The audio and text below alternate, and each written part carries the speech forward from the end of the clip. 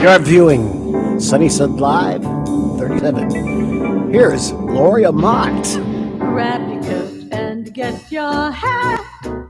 Leave your worry on the doorstep. Just direct your feet to the sunny side of the street. Keep your gait a bit pat, and your troubles with no slow step.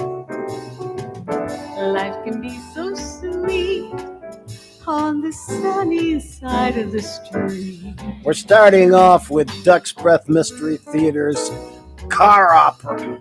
Yes, sir. A acapella. Tremendous performance every time. These guys were great. I was one of them.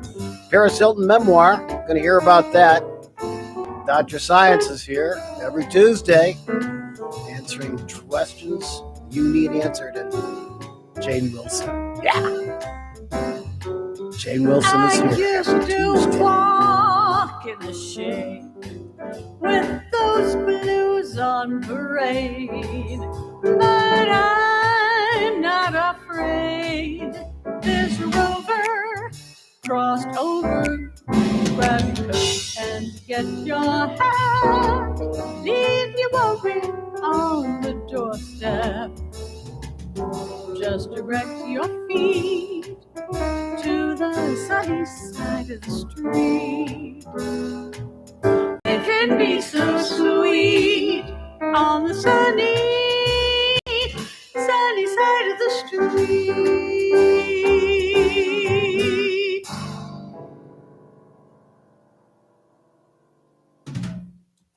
Yeah, I think I missed the date on that. I think I missed the number. This is October. Well, this is October 3rd. Yeah, I do a lot of little change in there. I take the one I take last Tuesday and then I transform it into this Tuesday because it's the same features on Tuesdays and every day. And sometimes I screw up, but I did, but I don't think that's important because we're here together and it's time for the Queen of the World. So let's get to it. Okay, Queen, hit me. Knock, knock. Who's there? A door. A door who? A door is between us. Open up. Yeah. Okay, that.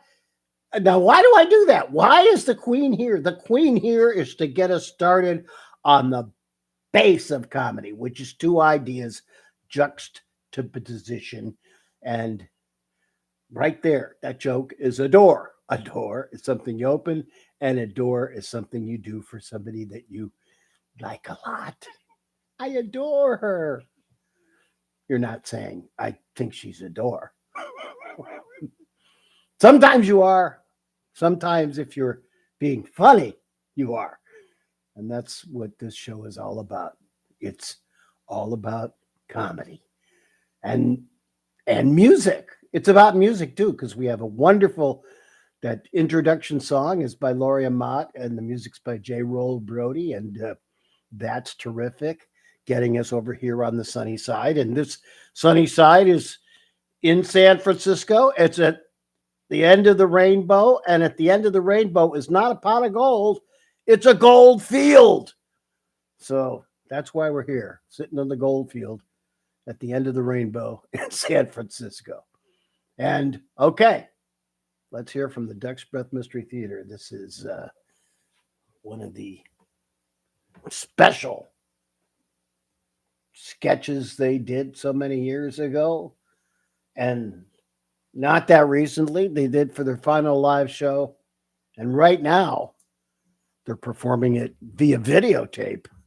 I know. At this point, you're all saying to yourselves, well, yeah.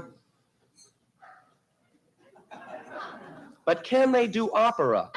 We're going to examine and perform now one of the little-known works by that little-known Italian composer, Giuseppe Josefini. Josefini came to America from Italy in 1932 And while he lived here in America, he wrote over 500-minute operas, or opera briefos, as they were called in his native Italy, before his tragic and untimely assassination in 1937 by the WPA.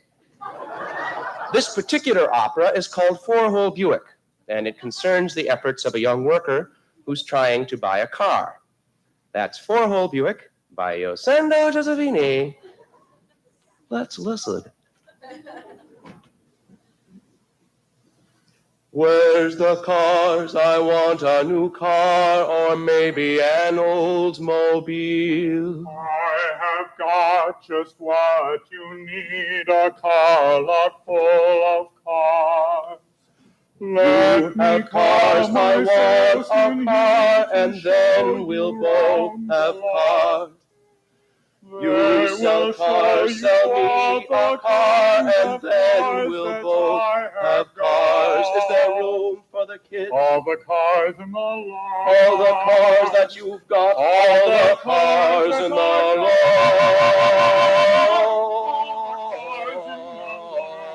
Cars in the lot, all the cars that you've got. Let me call my salesman. Okay. Larry! Morris! Mr. Speed, Queen of the Magpies! And me, Earl Shine! A half a thou, it's not too much. A 67 with a brand new clutch. The tranny's fine, brand new disc brakes. We'll make a deal based on what you make. 15 a month with 2 seats down. Take a test at the Davies round. Do more parts and accessories. If you buy right now, we'll throw in a case of antifreeze. Now is the time to buy a brand new car, and then you'll take yourself so far and drive around and round and round and round and round. Put your money down, down, down, down, down, down. No. Too rich for my blood. Stop. At the used car lot, there's a 49 Studi there. Look it over. Look it over. Look it regular. Look it over. Immenso trunk. Next time we will produce the epic wrestling match between Casey Kasem and Dick Clark. Thank you, and good night.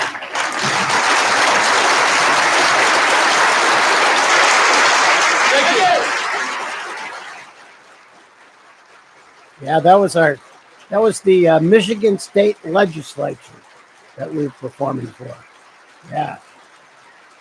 See you next time we're here. Yeah. Yeah, those photos were fun to do. They were just so fun to do. Really. Did I extend the clapping there? I might have extended the clapping at the end. That's what's interesting. Difference between stage. In stage, you can't extend anything. And whatever happens, happens. They stop clapping, that's it. But here in video, I can extend it just a little bit. I can pull from a audio clip with clapping, or I can just take clapping from another sketch and put it behind. I shouldn't be telling you this, but maybe you already know. That's and also one thing that what's so exciting right now. This is dreamland for an editor. When I first started it. You do a little move and you'd have to wait 10 minutes for it to render. And now everything is instantaneous and you can do anything with your video and your audio and the filters all make everything. You just say, if there was a point when you had to be broadcast safe, if you had too much white or the white was too strong, it would get kicked off when you sent a direct broadcast. I was like, oh, don't screw this up. And now you just put a filter in called broadcast safe. It's done. But there's not really any broadcast safe anymore because almost everything is good because the distributors of the video, they fix it all. YouTube, if you send YouTube just kind of a mucky thing, they still make it really good. I've been shocked by how they fix the video. I mean the audio on everything. Audio is really a touchstone as far as good video presentation, and they fix almost everything. And audio really is just trying to get everything the same so that you don't interrupt the flow of ideas. And it's the same for the video. You just got to get everything the same. The only time you get weird in color is when you want to make some kind of dramatic change. Mainly, everything got to be the same. Even sweetening was the same.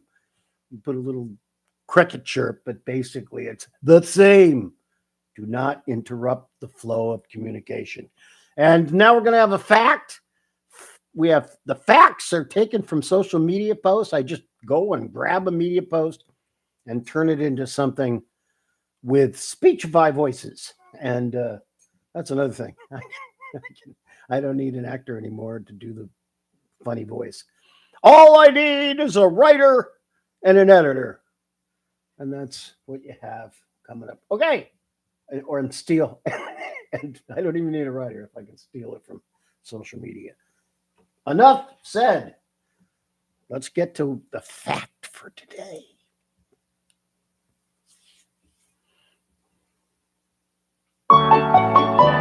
It's time once again to ask Dr. Science. So let's ask Dr. Science. That's me. Remember, he knows It's Dr. more Science. than you do. That's The right. fact is after Doug this. Crabtree from Whoops. Andover, Massachusetts writes, Dear Dr. Science, why can't you divide by zero? I can and often do divide by zero, but only after I've made the necessary preparations.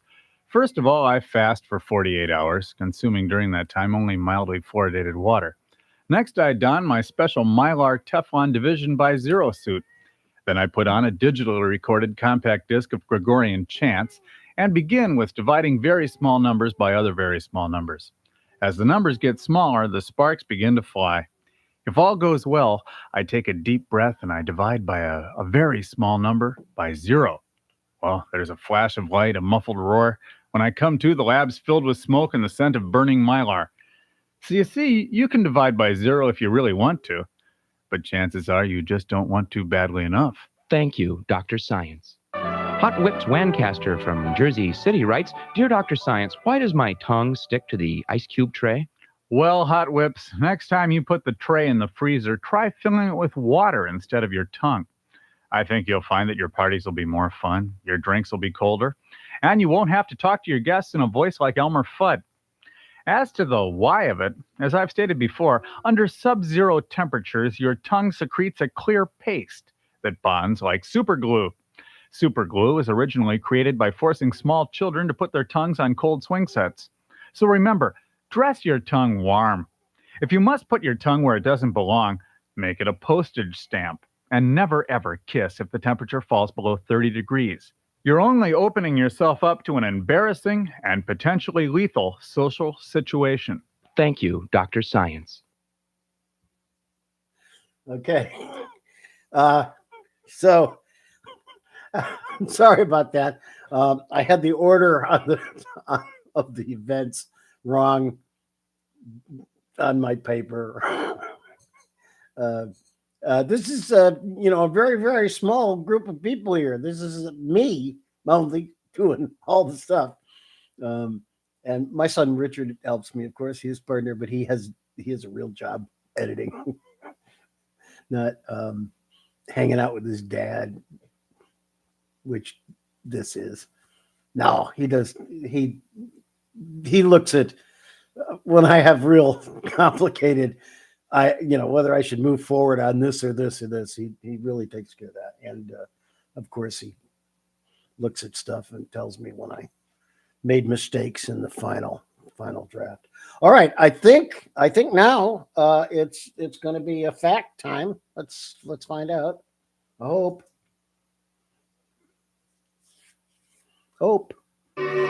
Honest to God, you guys, this Paris Hilton memoir looks so good. Just read the part where she and Brittany escape a party by crawling out a bathroom window and then hide from the paparazzi in an alley while doing each other's nails and lips in a bush.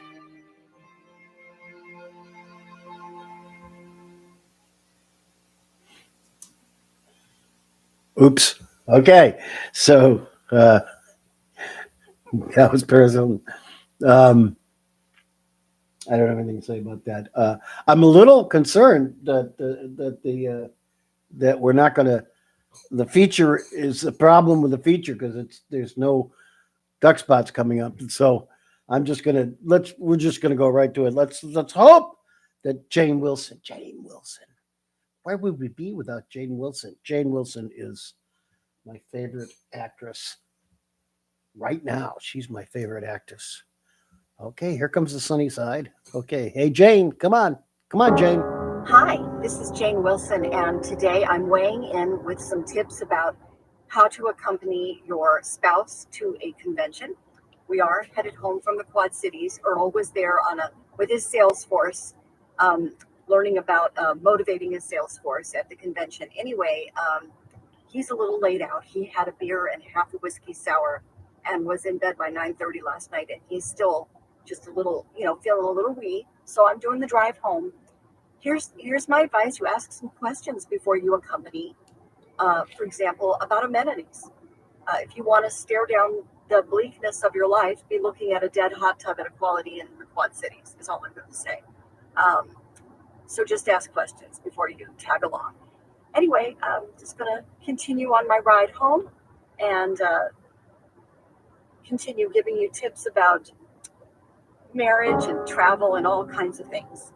Jane Wilson weighing in. Thank you. Okay, that's Jane. Midwestern life. Good grasp of her life. Exaggerated. That's not really true. There's great hot tubs and Quality in the Quad Cities. All right. That's it for today.